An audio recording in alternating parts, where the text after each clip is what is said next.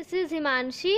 आज हम इस वीडियो में डिस्कस करने वाले हैं difference between internal and external source of recruitment के बारे में।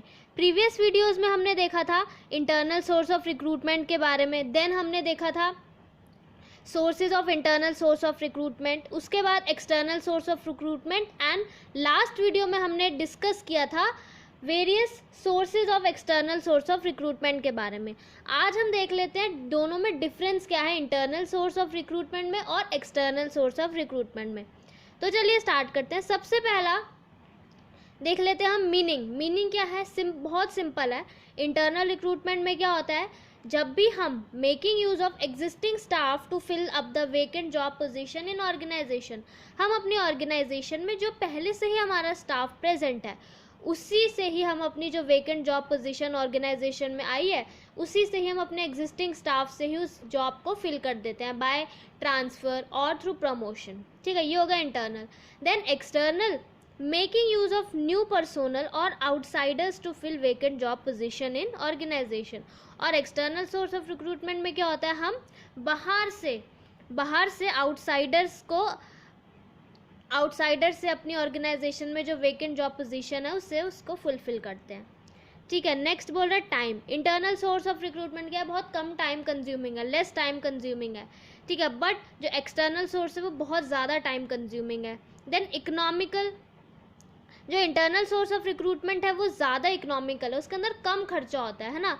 बट जो एक्सटर्नल सोर्स है वो this process is costly as vacancies need to be notified in newspapers etc. External source of recruitment बहुत ज़्यादा कॉस्टली पड़ जाता है ऑर्गेनाइजेशन के लिए, क्योंकि उनको जो एड्स है वो न्यूज़पेपर में देनी पड़ती है या फिर टेलीविज़न पे देनी पड़ती है, वेब पब्लिशिंग करनी पड़ती है, जो सोर्सेज होते हैं एक्सटर्नल सोर्सेज के। ठीक है, उनके थ्रू उनको रिक्रूटमेंट करना होता है, तो ये प्रोसेस बहुत ज़्यादा कॉस्टली पड़ जाता है। देन नेक्स्ट बोल रहा है क्वालिटी।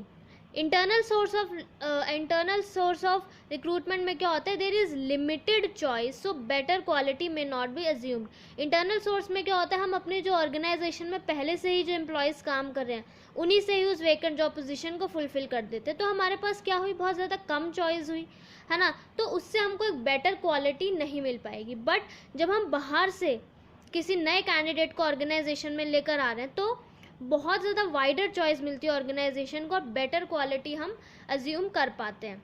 ठीक है, तो एक्सटर्नल सोर्स में क्या है, ये क्योंकि ऑर्गेनाइजेशंस के पास बहुत ज़्यादा वाइडर चॉइस होती है, वो जब रिक्रूटमेंट प्रोसेस करते हैं तो बहुत सारे कैंडिडेट्स अप्लाई करते हैं, फिर सिलेक्शन होता है, कुछ जो सेलेक्टेड कैंडिडेट सेलेक्ट होते हैं वो अपने अकॉर्डिंगली जो बेस्ट उनको लगता है, ठीक है, उसको चूज़ करते हैं। तो ये क्या करता है, बेटर क्वालिटी देता है ऑर्गेनाइजेशन को।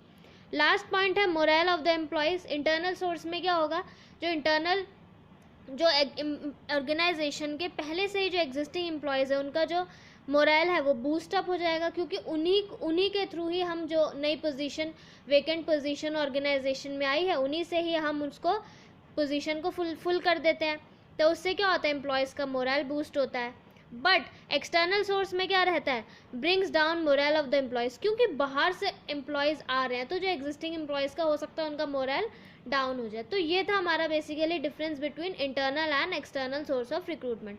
Thank you so much. Please like, share and subscribe to the channel for more updates.